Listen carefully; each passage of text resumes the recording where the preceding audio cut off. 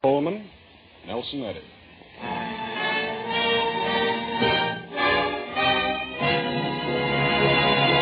The Gulf Screen Guild Theater.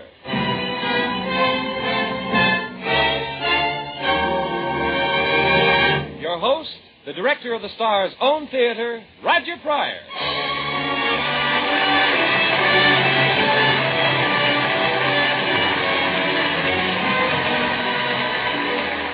Good evening, everyone. Your neighborhood good Gulf dealer and the Gulf Oil Companies welcome you to the Gulf Screen Guild Theater. And we hope your entire family and all your friends are listening. Because tonight, the Gulf Theater brings you Nelson Eddy and Ronald Coleman in a special Christmas broadcast. Christmas has always been rich in legend and story.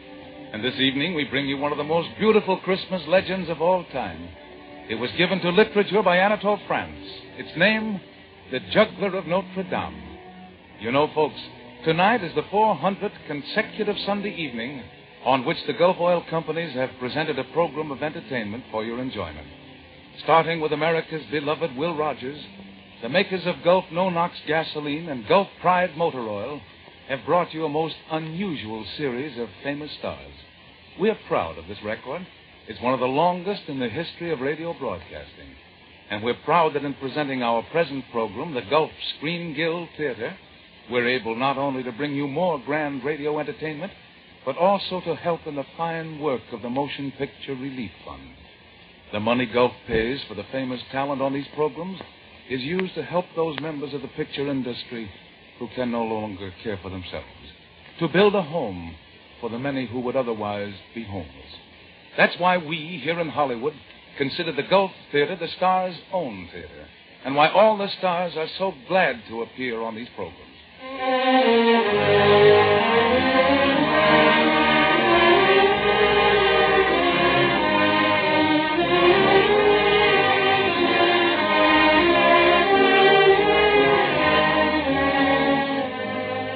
For all of us in the clan of radio and moving pictures and entertainment in general, Christmas brings a special problem.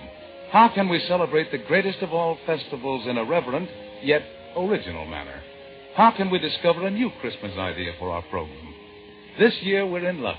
For this year, right into our laps has fallen what many of us believe to be one of the richest Christmas plums of all, a great and dramatic legend out of the Middle Ages, a great and beloved singer to color it with music, and a screen star celebrated for his brilliant reading ability to spread it all out before you.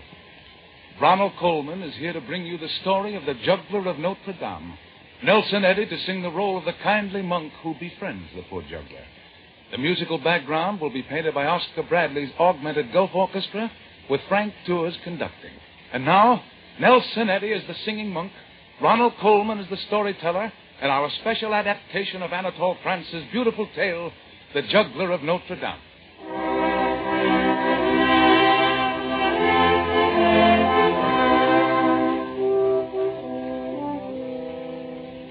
In the days when the world was young, there lived in France a man of no importance. Everyone said he was a man of no importance, and he firmly believed this himself. For he was just a poor traveling juggler who could not read or write, who went about from town to town following the little country fairs and performing his tricks for a few pennies a day. His name was Barnaby. When the weather was beautiful and people were strolling about the streets, this juggler would find a clear space in the village square, spread a strip of old carpet out on the cobblestones, and on it he would perform his tricks for children and grown-ups alike. Now Barnaby, although he knew he was a man of no importance, was an amazing juggler. First, he would only balance a tin plate on the tip of his nose. Then, when the crowd had collected, he would stand on his hands and juggle 6 golden balls in the air at the same time, catching them with his feet. And sometimes, when he would juggle 12 sharp knives in the air, the villagers would be so delighted that a rain of pennies would fall on his strip of carpet. And when his day's work was over, and he was wearily resting his aching muscles, Barnaby would collect the pennies in his hat, kneel down reverently, and thank God for the gift. Always the people would laugh at his simplicity, and everyone would agree that Barnaby would never amount to anything. But all this is about the happy days in Barnaby's life, the springtime days, when people were willing to toss a penny to a poor juggler. For when winter came, Barnaby had to wrap his juggling equipment up in the carpet and trudge along the roads begging a night's lodging in farmers' barns or entertaining the servants of some rich nobleman to earn a meal. And Barnaby never thought of complaining. He knew that the winter and the rains were as necessary as the spring sunshine, and he accepted his lot. For how, Barnaby would say to himself as he trudged along, could such an ignorant fellow as myself hope for anything better? Now, one year in France, there was a terrible winter. It began to rain in October, and there was hardly a patch of blue in the sky by the end of November. Yes, a terrible winter. The poor people huddled in their thatched huts and slowly starved away, and it is said that the wolves came down out of the mountains and ranged through the icy streets of Paris itself. And you can imagine what all this did to the little vaudeville entertainer whom this story is about. On an evening in early December, at the end of a dreary wet day, poor Barnaby trudged along a winding country road, sad and bent, carrying under his arm the golden balls and knives wrapped up in his old carpet. Then, as he slopped along in the mud, a faint sound came to Barnaby's ears, over the rain and the wind.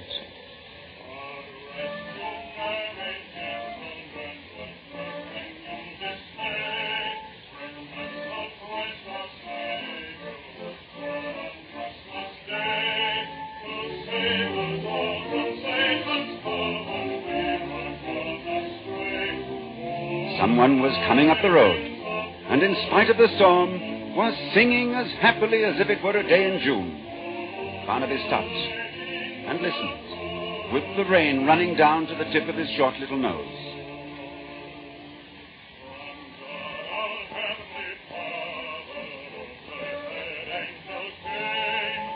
And then, through the mists, Barnaby saw a strange sight.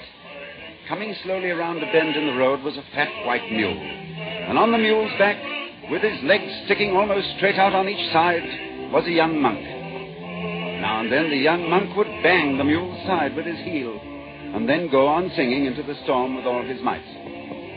Barnaby waited, and then, as the mule came alongside of him, he ran along in the mud while the young monk sang on as cheerfully as a lark. The Lord sing praises, all you within this place, and with true love and brotherhood each other now embrace. This holy tide of Christmas all other doth deface. Oh, tidings of comfort and joy, comfort and joy. Oh, tidings of comfort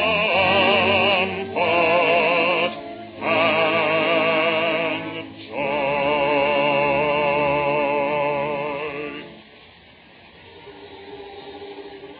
All of a sudden, the monk stopped, looked down, and there was Barnaby, hopping along near the mule's tail, staring at him. The monk smiled at him and called, "It's going to be a cold night, brother juggler." And Barnaby said, his teeth chattering, Yes, indeed, sir, very cold indeed." "Well," shouted the monk, "how would you like to spend the night at the monastery?" "Oh," said Barnaby, "if I could only earn my lodging. But would they let an ignorant fellow like myself enter such a holy place?" The monk laughed. "Ignorant? Hop on behind me, on the mule, friend. And the three of us, you and the mule and I, will soon be warm as toast. For are we not all ignorant compared to God?"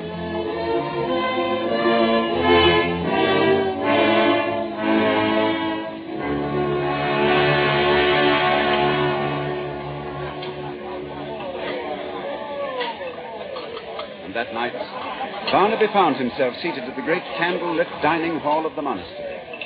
Although he sat at the bottom of the long table, together with the servants and beggars, Barnaby thought he had never seen such a wonderful place in his life. Everybody was laughing and telling old-fashioned jokes, and there were enormous steaming pasties standing about everywhere on the table, and huge tankards of creamy, foaming ale, and great pitchers of homemade wine, and, well, Barnaby just sat and ate and drank more than he ever had in his life. And then, to cap it all, his friend the monk now in a fine dry robe, and just as merry as ever, was standing up to sing for the assembled company. Balthazar's song, which tells the tale of one of the three wise men journeying out of the east to Bethlehem.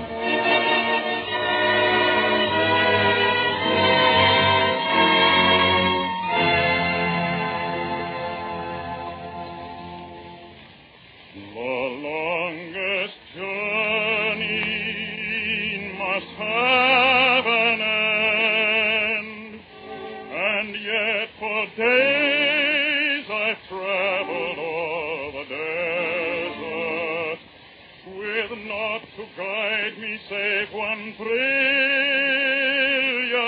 star.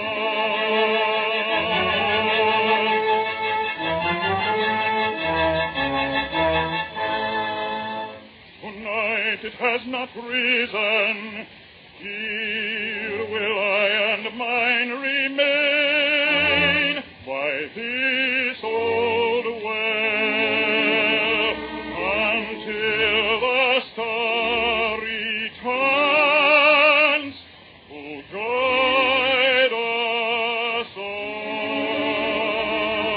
our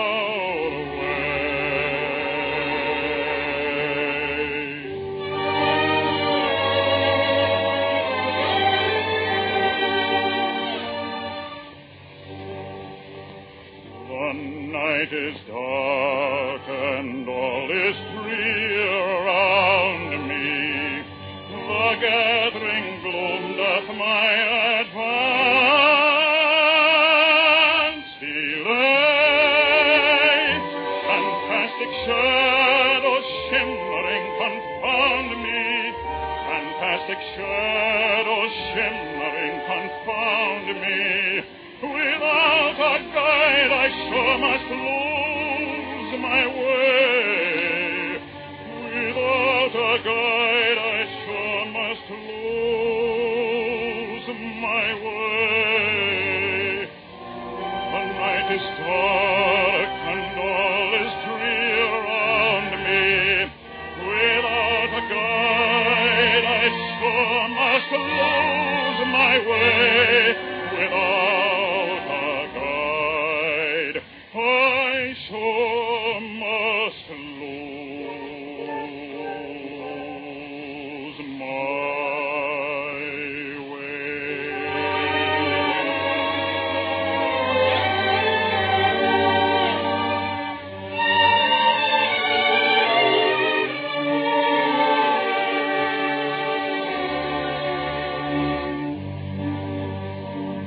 My soul is dark, a moral gloom lies over, of strange beliefs which fail to bring it ease. Oh, day star, rise, disperse the clouds that hover. Oh, day star, rise, disperse the clouds that hover, and point the highway to eternal peace, and point the highway to eternal peace. Oh, day star, rise, oh, day star, rise, and point the highway to eternal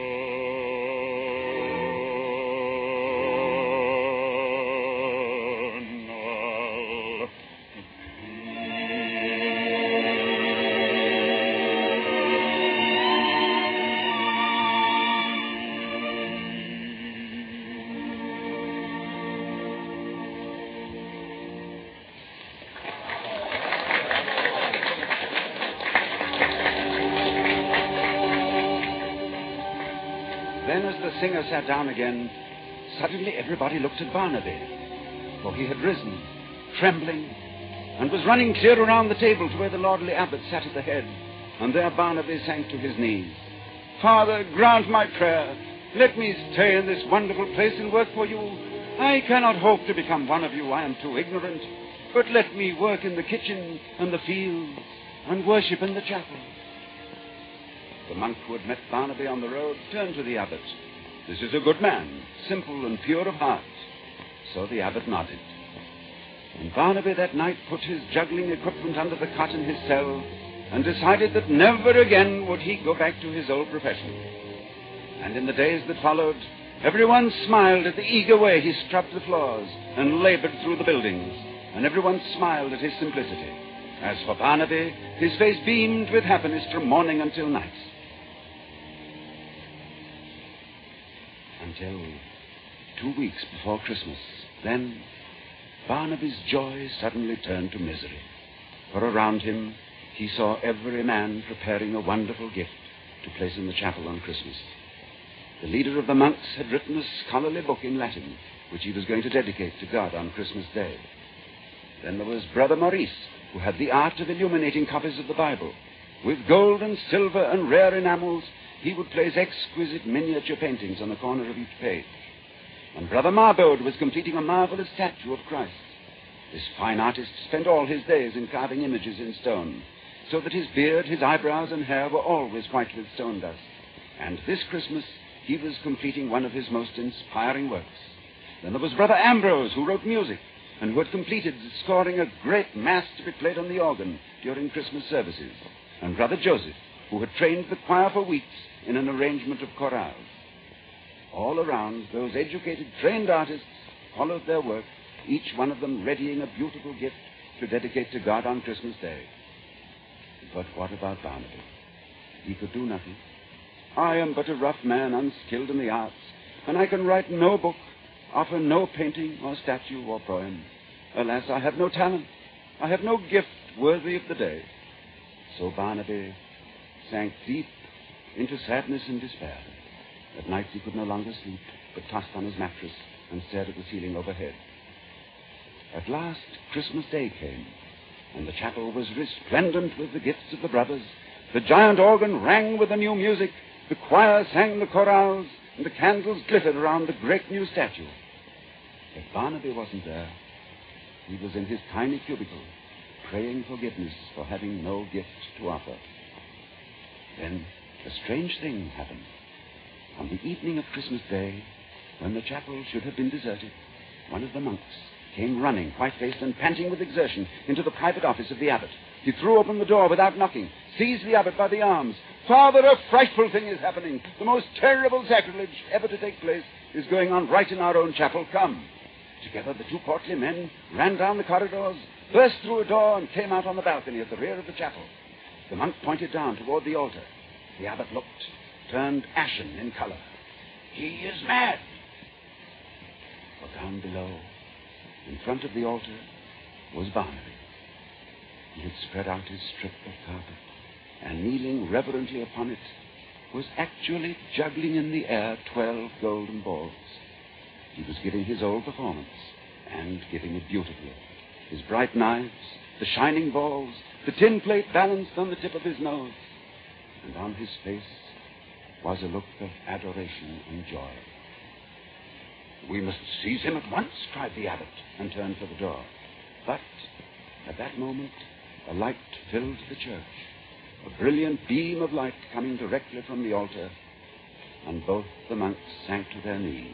For as Barnaby knelt exhausted on his carpet, they saw the statue of the Virgin Mary move. She came down from her pedestal, and coming to where Barnaby knelt, she took the blue hem of her robe and touched it to his forehead, gently drying the perspiration that glistened there. Then the light dimmed, and up in the choir balcony the monks were joined by the brother who had befriended Barnaby. His eyes were moist with joy as he perceived the miracle below. He turned and spoke to the abbot. God has accepted the only gift he had to make. And the abbot slowly nodded. "Blessed are the simple in heart, for they shall see God."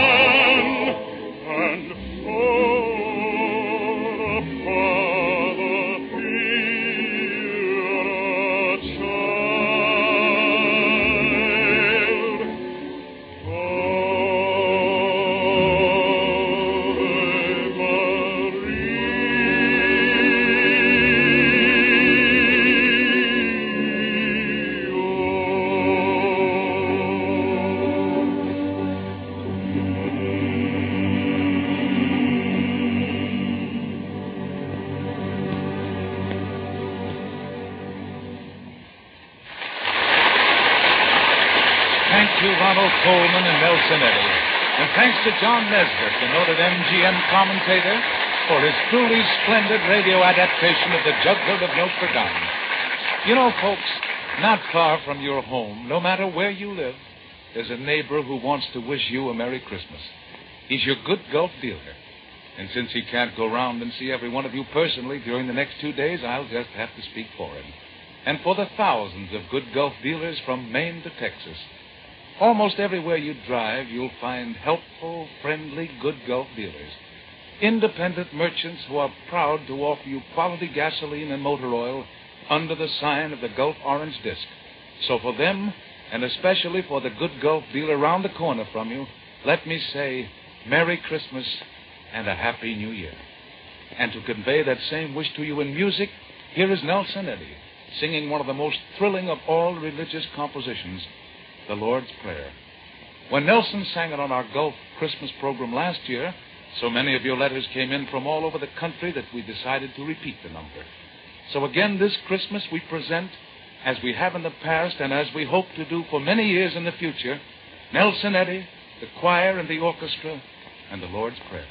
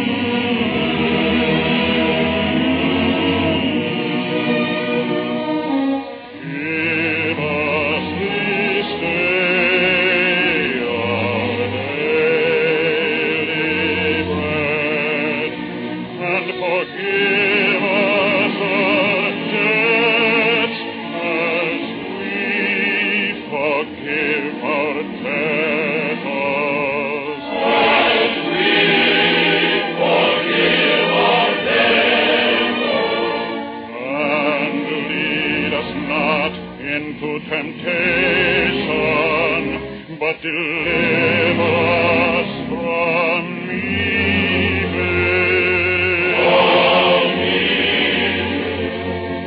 For thine is the kingdom and the power and the